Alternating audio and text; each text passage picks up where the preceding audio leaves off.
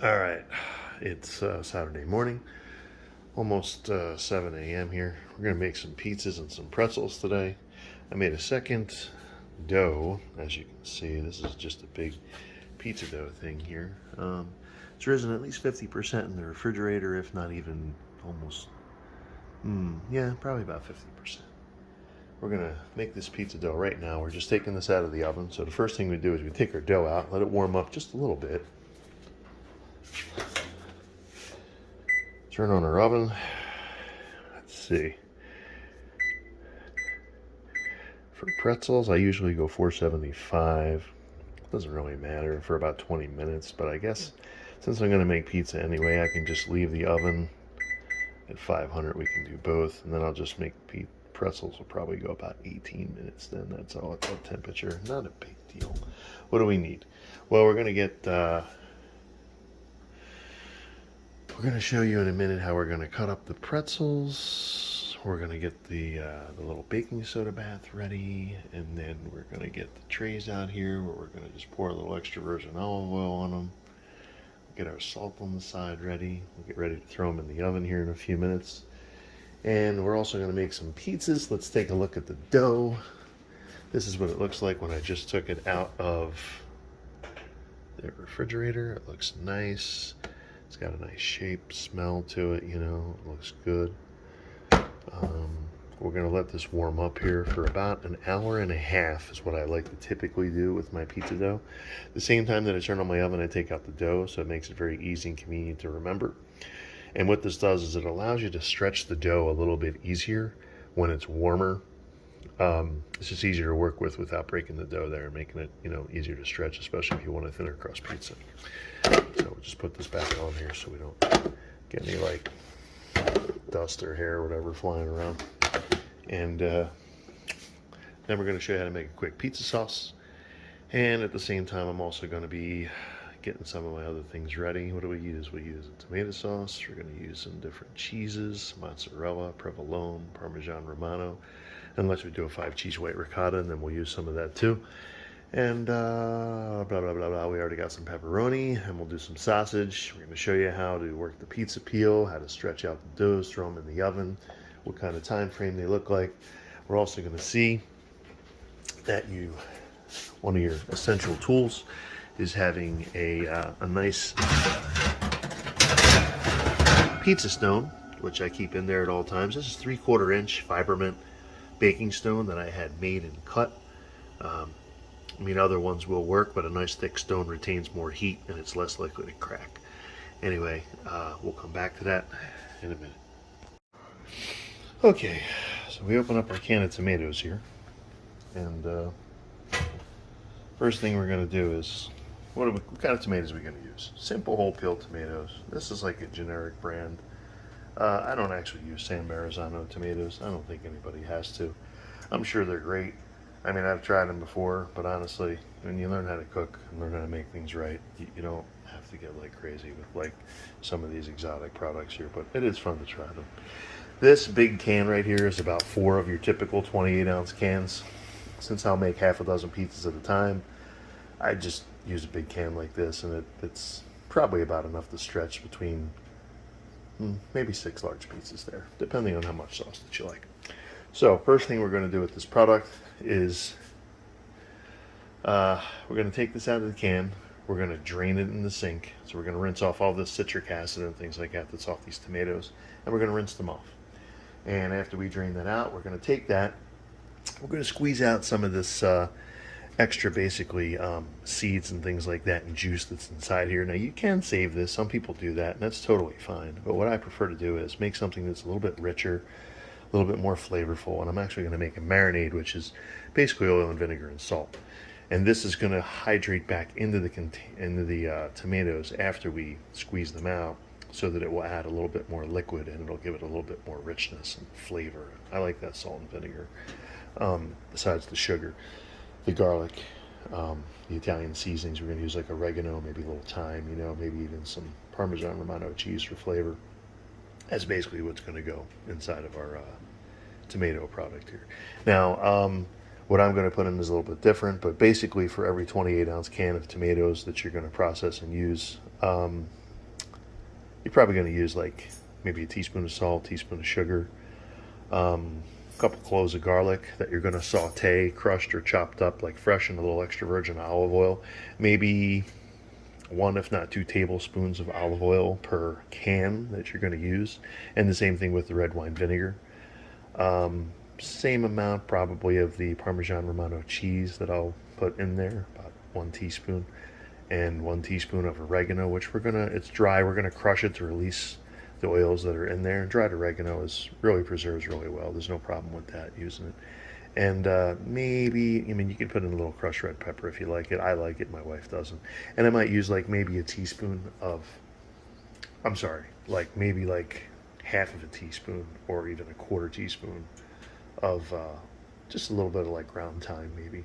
Just gives it like a different complexity in the herb complex there. And that's how we're going to show you how we're going to do our sauce here in a minute. Let me get my wife to hold the camera so that I can kind of show you this, and I'll be right back. Okay, my wife is busy, so let's get started here. I'm going to put a simple, just like little strainer, anything in here to just catch the tomatoes here after the juice is drained. Oh my God, if my house looks dirty, it's not dirty, it's just lived in. Let's take these whole peeled tomatoes, and we're going to show you, we're just going to start by draining these. Let's save this can because we can actually use this can. 1 less container that I got to get dirty here, whatever, if I use that. Now the first thing we're going to look for is any of these yellowish sort of hard parts right here. And I can just trim these off, and I can trim out, like just core out the little bit of the end where the vine is, where that little hard part is. And then generally we'll just take that, throw them in the can, and we're going to show you the next step is we're just going to squeeze out the juice out of them. And then afterwards I can take that, either use a food processor, an immersion blender, and we're just going to get our nice, clean, sort of thickened tomato product that we're going to use. We don't actually cook pizza sauce, by the way. It cooks on the pizza. This is already like pre-blanched to begin with, so we don't want to overcook pizza sauce. But let me see if I can get wifey up here to hold the camera here and just show you what I mean by this. Give me 1 second. Okay, looks like I rinsed off these tomatoes. You can see what it looks like when you kind of cut the cores out. Some of these other ones, when you actually have to cut off some of the hard pieces or yellow parts there, so that we just have this nice, fresh, tomato fruit. Next step is I've even, squeezed out a little bit of the juice here. I'm going to take this, put it in the can, squeeze it so I can get more of the juice and the seeds out of it there. And then at that point, we're going to get it ready, stick it in the food processor. Be right back. Okay, so I squeezed out a bunch of the juice out of the tomatoes, and we're left with just a thicker, sort of pure tomato in there that's already rinsed off. No citric acid taste. A lot of the seeds and the water are gone. Now I left a little bit in there, but this is optional. If you don't want to do this marinade and you don't like to add vinegar and water, and you just want fresh, clean, whole peeled tomatoes, then you can skip this squeezing this out part here if you don't want to, or even if you just want to leave the extra juice and you like a run of your pizza. I personally don't. I'll show you how I do it. You decide what you like, and then I'll show you the consistency, how it comes out, and we'll come back in a second here. I'm going to go get an immersion blender, or you can use your food processor. Okay, this is what it looks like. Got my can of tomatoes, got my immersion blender. Pop this little bad boy in here. Just get it like a nice little kind of crush and a mix. Oh, that's obnoxious. Let's put this over here somewhere flat. Okay, let's see if this will work better. Just trying to do this with one hand, sorry. Now, the point is this consistency that okay, we're back. People don't realize how much water is actually in tomatoes. Let me just show you, for instance, just the consistency of these tomatoes.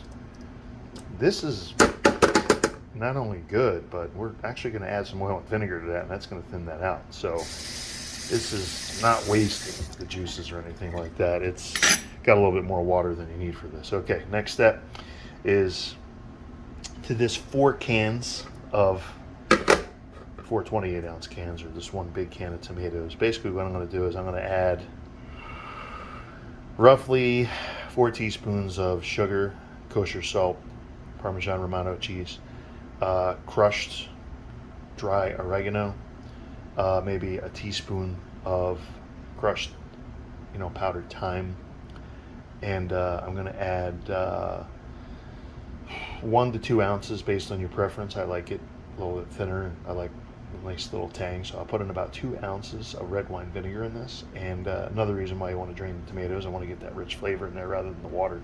And I'm going to take 2 ounces roughly of extra virgin olive oil, and I'm going to throw in a handful of cloves of garlic, and I'm going to crush. I'm going to saute fresh on the stove, make a fresh garlic sauce, which you're basically just going to smell some of that pungency, come out of the garlic there after about a minute or two of simmering it before it gets brown. You just want to soften it.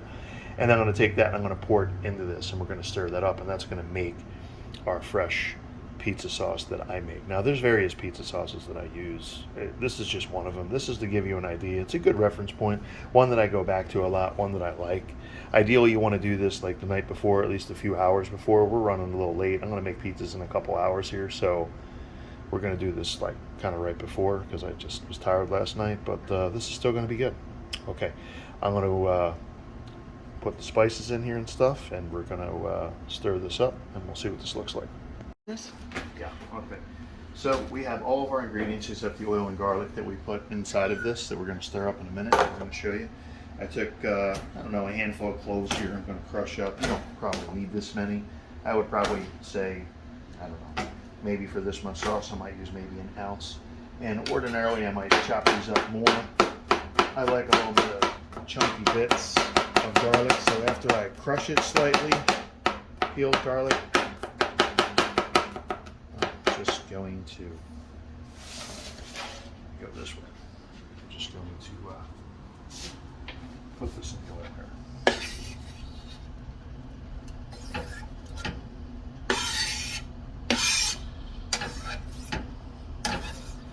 Since I don't have the right time, I'll just do that time to wash this stuff up.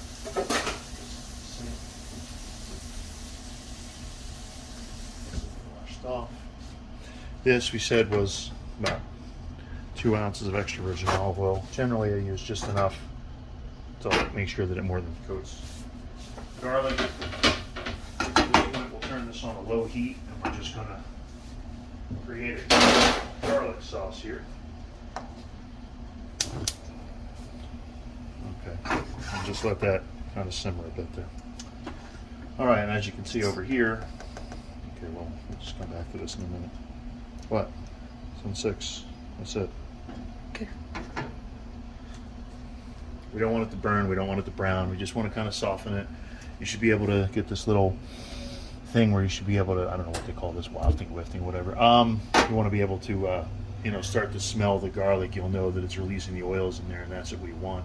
So we're just creating a garlic oil or garlic sauce. There's a difference between using this raw and using this cooked. Get little pieces of whatever. It's okay to take that out. I thought you said low heat.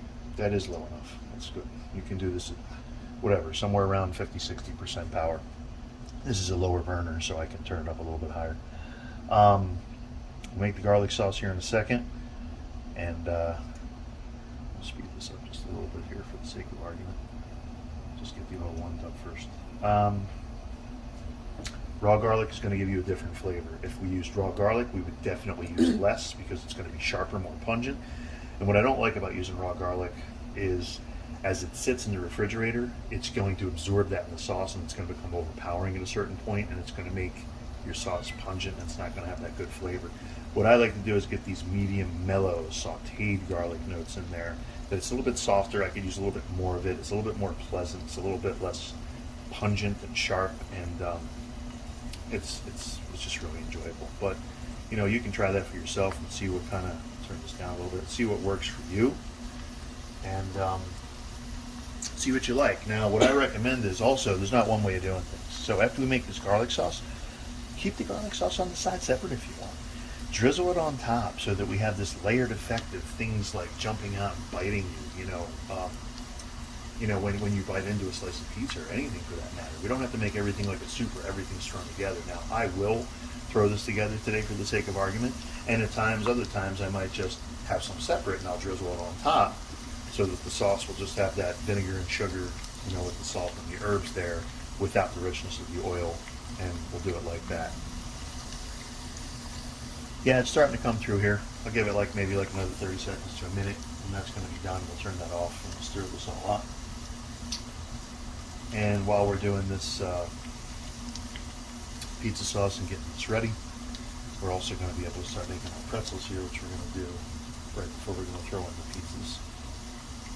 So we'll see how this works. By the way, if I look like I just rolled out of bed, that's how I roll. Yeah, I'm going to get to take a shower, like after this.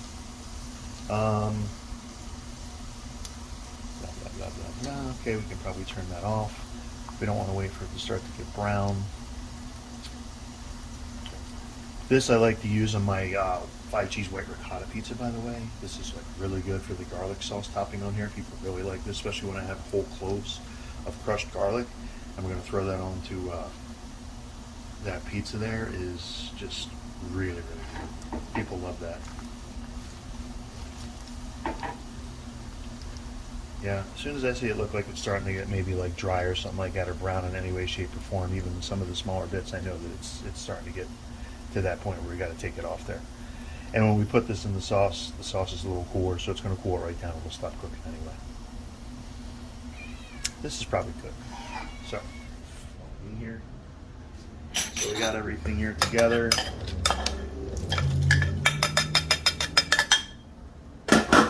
Now we're going to take this, stir this all together. I could put this in another cleaner, fancier container so you can see what this looks like a little bit better, but you might not be able to taste these spices because you can't see them as well in here like this. Let's put this in another container while we're at it. I love these Cambro 2-quart containers.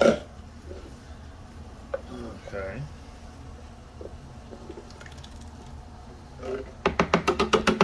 Oh yeah, make sure you get a shot of that sponge there. It's really hot.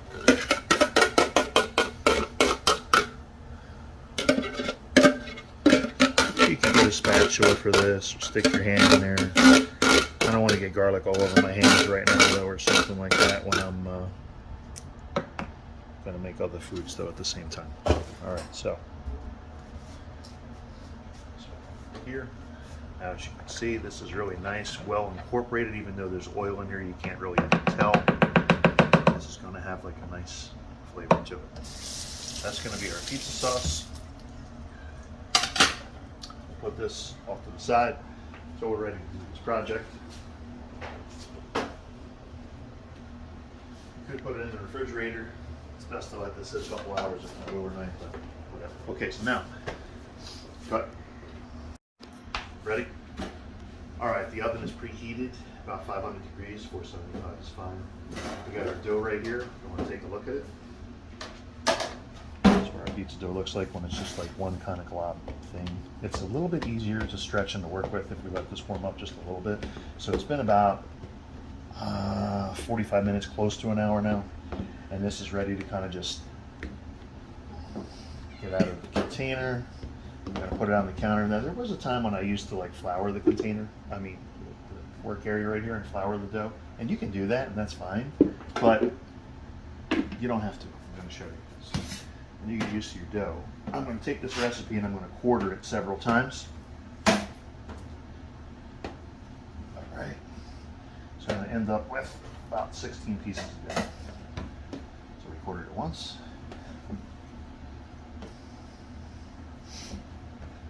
Again.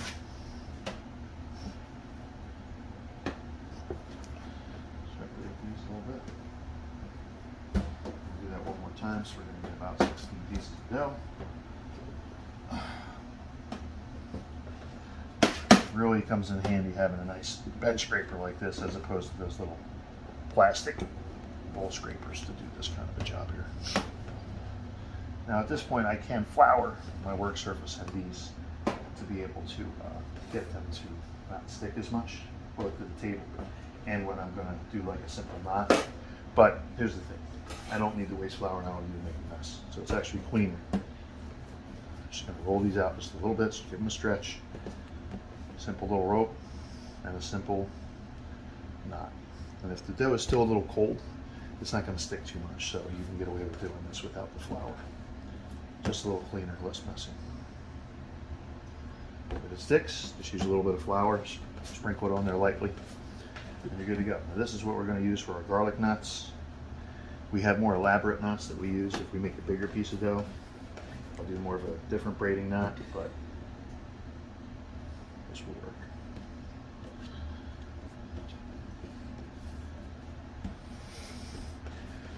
Same technique for when we do garlic knots, except I'm going to use a higher hydration dough, and I toss it in oil, garlic, and cheese and spices. So, still similar principle though with these, spreading off these knots. I'll show you the difference here, what it looks like. Just take just a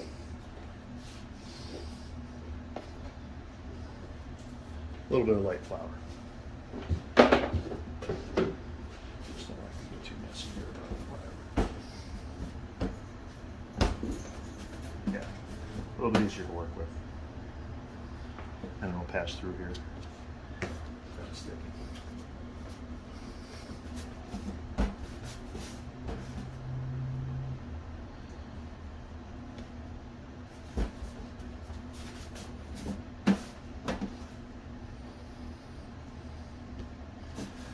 People are like, well, why don't you make, regular pretzel shapes? Well, I make regular pretzel shapes too, but these are more universal. What do I mean by that? Well, we like to use these to make little like sandwiches when people come on over. They really love little pretzel sandwiches, so we use them like sliders. When you see the done product here, they can be garlic knots and the pretzels both. Perfect for that. And this is just honestly just simpler and a little bit more, just easier to fit more in the pan space-wise and things like that. Just doing it this way. So simplicity. I like pretzel knots. Not traditional pretzel shape. Not that there's anything wrong with it. You could use either one. I do them both from time to time. We're almost done with this.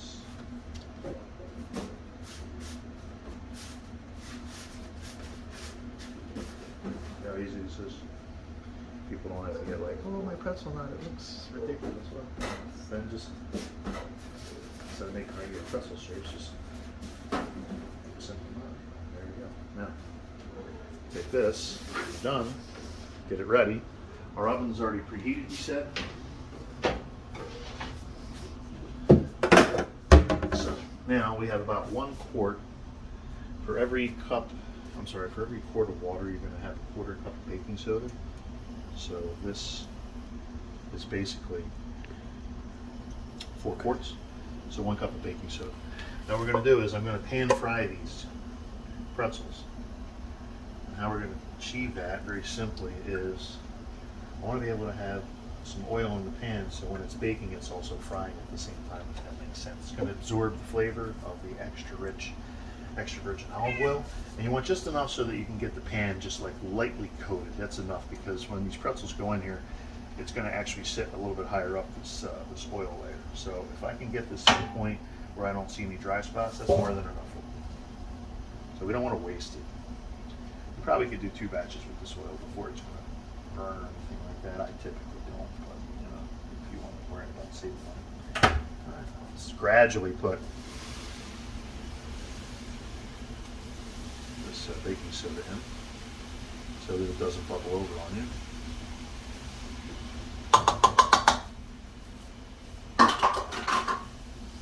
Give that a second.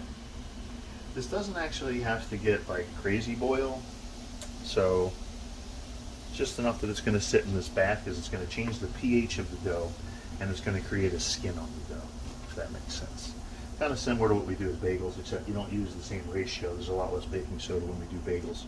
It's a little bit more of like the brown sugar or like a malt syrup they're going to add to the water besides a little bit of baking soda.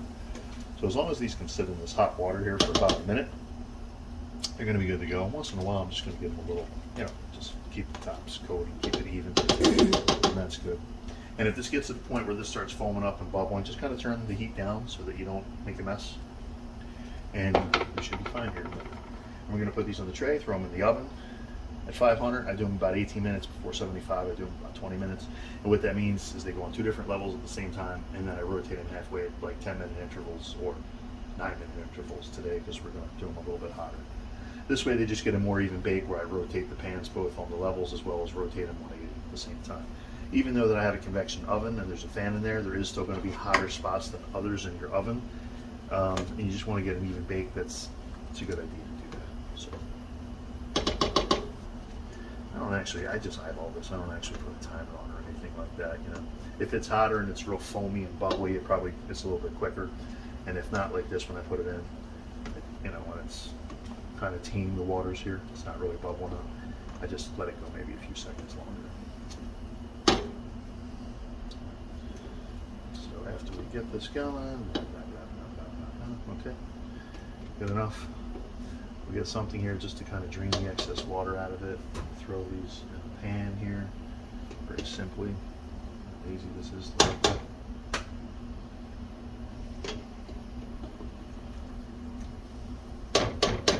And some people were like, "Oh, you don't use lye though. You got to use lye." No, you don't. This is going to be superior pretzel, I'm telling you. Maybe not because of the baking soda itself, but the sourdough flavor and this extra virgin olive oil that we're pan frying on here, more than enough. Now, this is actually going to be salty just from the baking soda, but we use a little bit of coarse kosher salt, more for show, but it does, you know, have a little bit of flavor there with the salt, and that's it. Throw in this other batch, we do the same thing. We gotta let this get up to maybe a little bit of boiling temperature first. We get this in there. Okay, so now we'll get this stuff out of the way.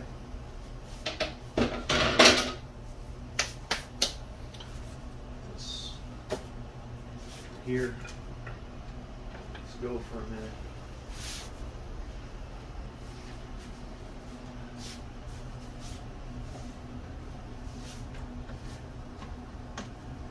It's got a little slow, light, bubbly action here. It's gonna be fine. At this point, I want to get this other one closer, so I'll just put this right here, getting it ready to go in. I'll just throw the tray over. I'll rotate it so I get it, you know, so just make less mess hopefully. Give that another few seconds. We're gonna get ready to cook it. And at the same time, we're also waiting for our pizza to be done. Except because this doesn't have to actually cook directly on the stone, and we're not worried about as much as like a rise and things like that. We're not stretching the dough the same way. It's easier to just do the pretzels first because they can go like almost right in the oven right away.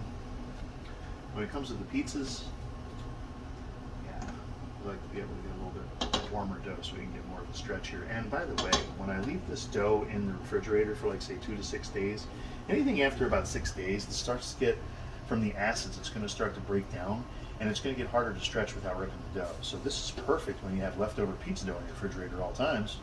At the end of the week, you don't use it up, you just make some quick pretzels. So this is a great sort of way to, you know, not waste things, because you should have pizza dough in your refrigerator at all times. That's my thoughts. I think after you start eating these, you'll see why. This is probably one of our favorite things that we eat. It's just like sourdough pretzels. Does that crack? Oh, it's just really good. Well, the flavor of the sourdough really makes a difference, because when we tried about 8 different cultures I've tried now, there's something about the Esquia with that little bit of sweetness in there, and I really like it. And some other ones have some sweetness too. I don't want to be like, you know, an Esquia snob here, but I do really like the Esquia. Okay, Esquia Island. All right, we'll put these in there. Timer, 9 minutes, because we're at 500 degrees. It's going to cook a little quicker here. And we'll come right back. Okay. Okay, beeper went off, or I'm sorry, timer went off. So I'm going to get my dough, rotate it 180, rotate it on the levels so the one with the stone doesn't get too burned on the bottom. Rotate it, put it back in there for the other half the time. That's it. Come back when it's done. Show you. All right. All right, beeper went off, so we'll turn the timer off. Check these. These look good. Well, they look like we can make these a couple times a week. It's pretty the same. Okay, so as this sits and as it's cooling, steam's coming out. It's going to loosen from the pan a little bit, so it's not really going to get stuck. especially when it also is, just, oh, look at that. And this is what they're going to look like. Generally, I just take them off as they naturally kind of come off. And like I said, the steam will help them to lift right off the pan. Sometimes they might stick. They get like a little dry during the baking process for whatever reason, but I'll show you it's pretty easy to just carefully wedge them off from underneath. Like I kind of just get the little thing from here and they slide right off. So not bad. Okay, so that's our sourdough pretzels. Now, like sourdough bread, these do taste better when they sit. So you can't really appreciate the full sourdough flavor when they're hot. I recommend at least letting them sit at least an hour, if not 2. And I'll put them in the freezer and eat them all during the week. Microwave for like 30 seconds they come out, or you can just toast them, whatever you want after that. But the sourdough flavor, I think you really appreciate it more as it sits rather than eating it right away. Okay, so we're going to get this cleaned up and then we're going to make the pizzas.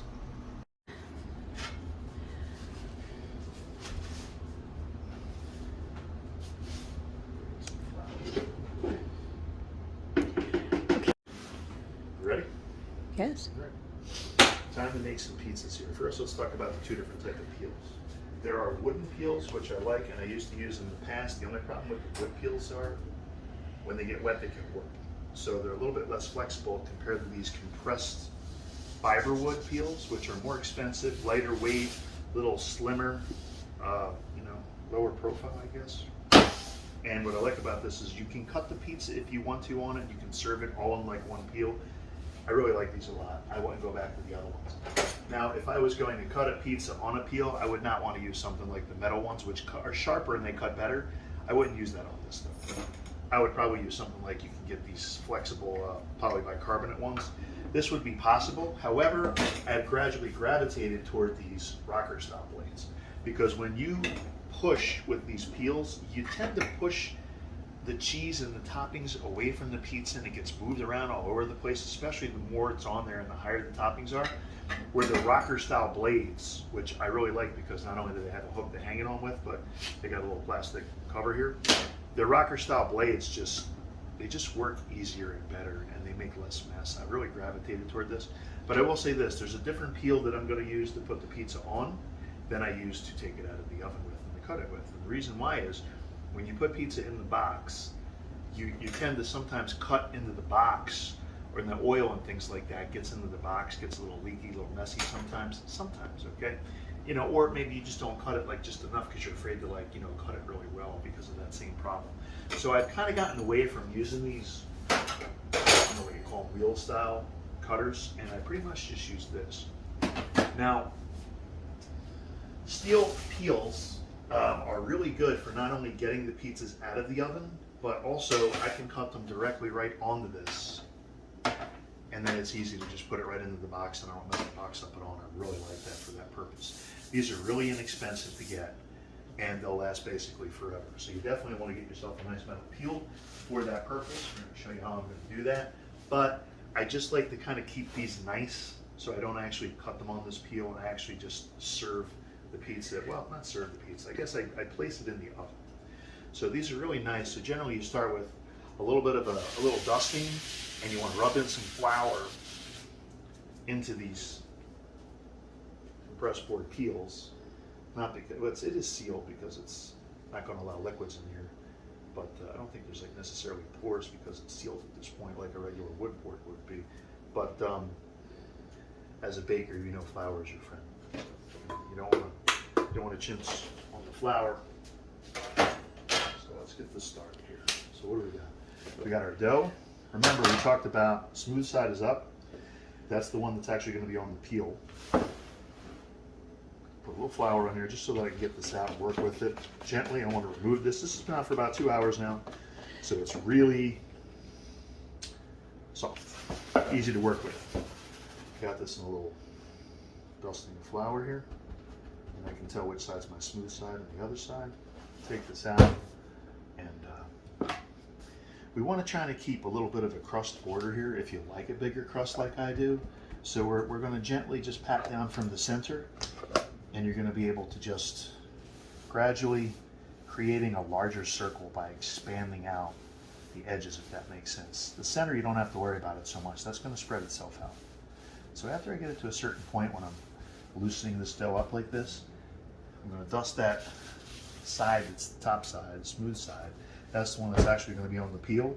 And from here, this is going to even be easier now to start to work this out. And after I get this circle going, we're not going to throw this up in the air. People ask me this all the time. I'm not into wasting food. When people come over the house and they see you drop a dough, they're thinking like, okay, who's not getting pizza? Because I'm getting pizza. Okay, so, all right. We got a good circle here working. It's a little bit short. This is when we're going to start picking it up underneath our hands where the knuckles are. And again, we just work from the outside of the circle, and we're just going to gradually stretch this out. This is where this gets important to like warm up the dough a little bit before you use it, because it just gets a little bit less likely to break. And as you can see, this circle's gradually getting larger and larger. So real easy to work with. And the salt that's in the dough has a tensile strength that like pulls back a little bit. So don't worry if you overstretch this slightly, because that salt in the dough is going to help if it just kind of spring back. So once I get it to a certain place where I like it, a certain size, and yes, I did put a little bit of a hole there, but this is easy to fix when the dough is, yeah, like that. Now this is the trick with these peels. I like putting it directly on the stone rather than using a screen or necessarily a pan, but you want to keep giving this a little bit of a shake to keep it from sticking. And you have a certain time frame to work with this, because eventually it will get wet on the bottom. We're going to get a little bit of ladle sauce here. And we're just going to work this around all the way to the edge if you like it. If you like less sauce, use less sauce. If you like more, use more. But I will say this, caution you, always err on the side of being conservative with the sauce, because it generally is going to be wetter than you think. That's actually a good bit of sauce, more than most people use. I like to use a little bit of Parmesan Romano here. Oh, those little chunks there are going to just pop out on somebody's plate. And I'm going to use some provolone for that gooey, chewy, smoky, sweet notes here. I like how this all blends and comes together. And then I'm going to use my whole milk mozzarella cheese. And I say whole milk on purpose because when you use part skim milk cheeses, they tend to burn a little bit faster.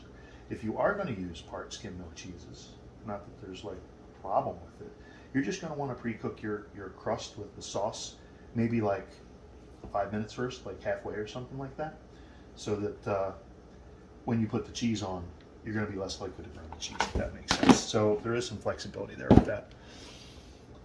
So from here, I'm going to start putting some toppings on. Maybe we're just going to make a simple pepperoni pizza on here. And this is like no set way of doing this. Depends how much pepperoni you like. I tend to go a little top heavy on my all of my pizza toppings, and that's why I make a little thicker crust. Instead of like a pound dough, I go like maybe a couple of extra ounces, 18 to 19 ounces almost, and 525 grams is 18.75 ounces, I believe.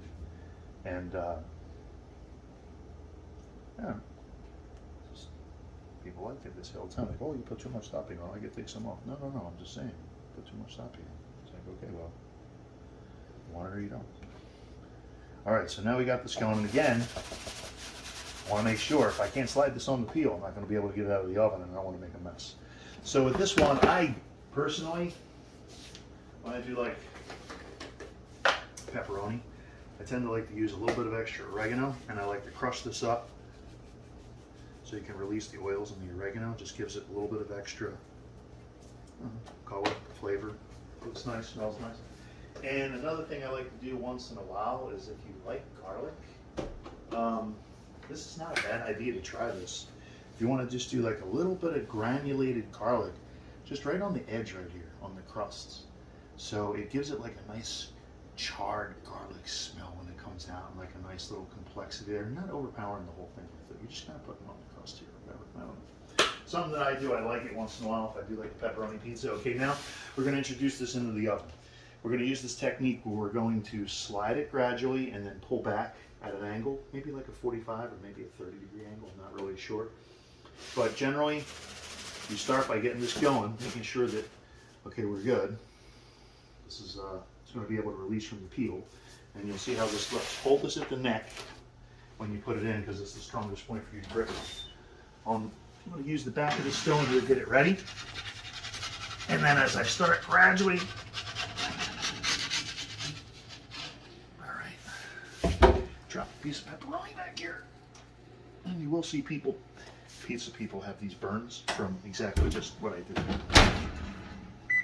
At 500 degrees, this is going to take somewhere around 10 minutes to get this pizza light well done like I typically like.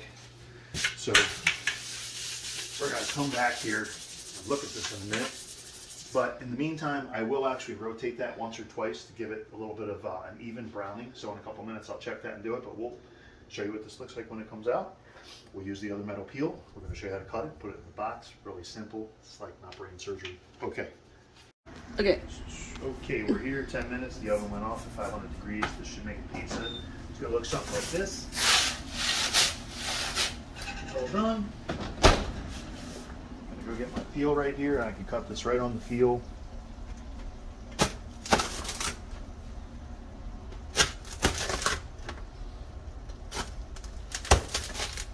Just like that.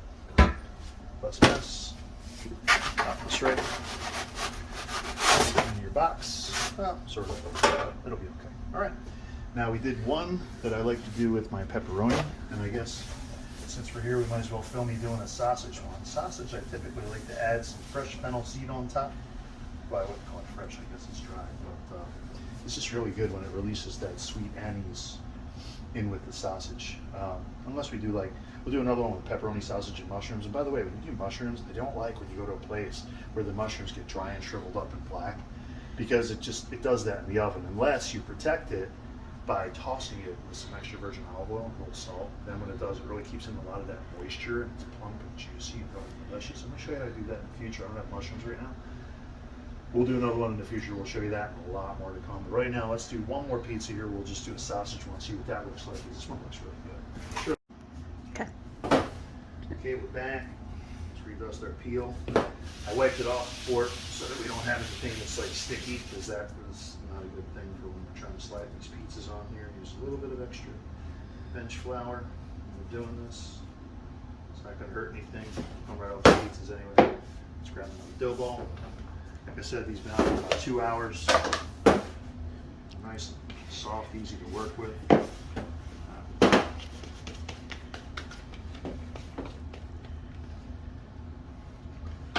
Coat this in a little flour.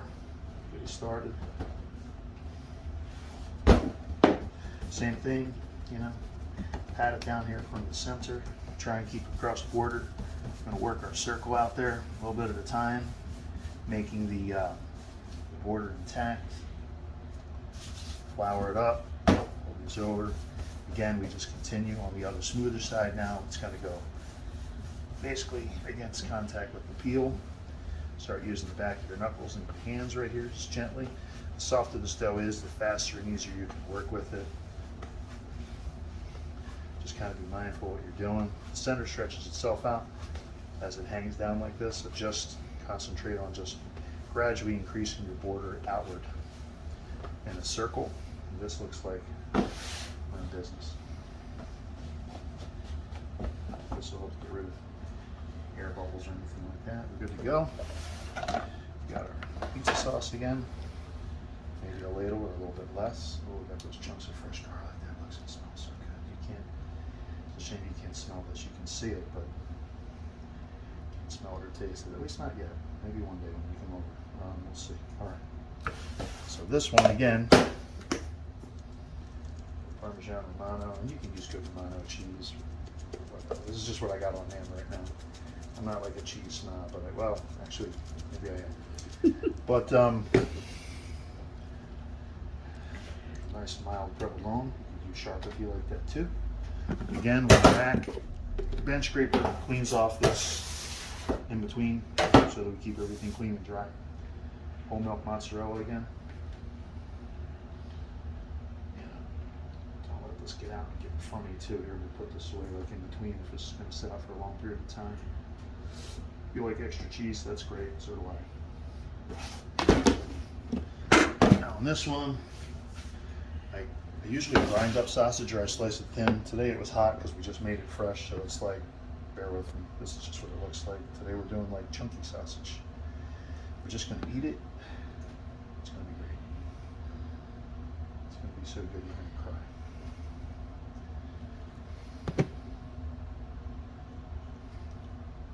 Try and keep more of your toppings near the center, because as I put this on the peel, they will kind of spread a little bit as you're shaking the peel there, if that makes sense. And as the cheese melts, a lot of the stuff is going to sort of settle anyway out to the outer edges, etc., etc. This is, I mean, can we go too much? I don't know. But, okay, now, yeah.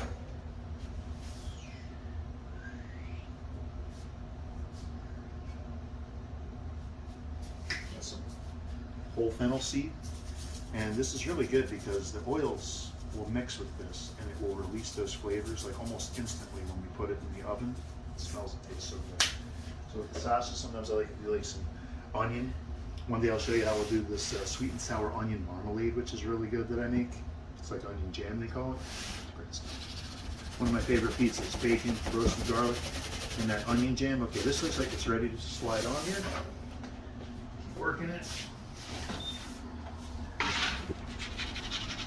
gradually just going to push and slide back at an angle so we can get this. This is trickier than it looks. I'm not going to lie to you. You're going to mess a couple pizzas up, but don't worry about it. Okay, we'll come back 10 minutes when this is done. Timer. I'll show you what that looks like. I record. Turn it on now if you want. And then All right. Looks like our second pizza is done. This one's going to be the sausage. Oh, look at that, man. Is that enough cheese on there? That looks good. Let's cut this. I do cut this in 6 slices, by the way, just because I like bigger slices of pizza. So this is just optional. You can do it however you like in your house. That's just how I do it with the 16-inch pizza. I like that charge stuff. We're good to go. This is going to wrap up our pizza making little thing today.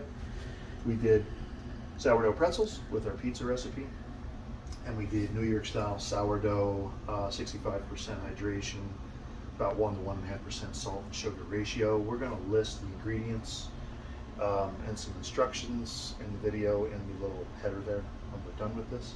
And tomorrow we're going to do some sourdough breads. We're going to do them in some Dutch ovens, some nice thick crusty breads. We're going to see how that comes out. Okay, wrap it up.